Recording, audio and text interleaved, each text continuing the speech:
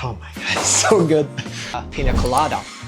We begin with pineapple soda into the glass. 5 centiliters of that. 30 milliliters of coconut syrup.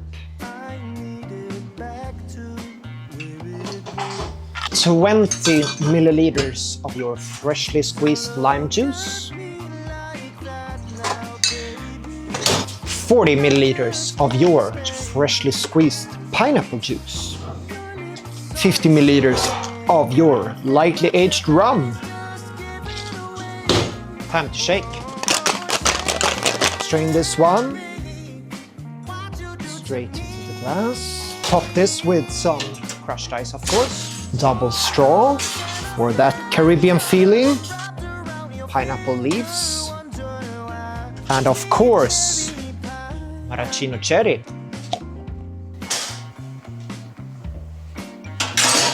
And there you have my take on a piña colada. Now we try this one.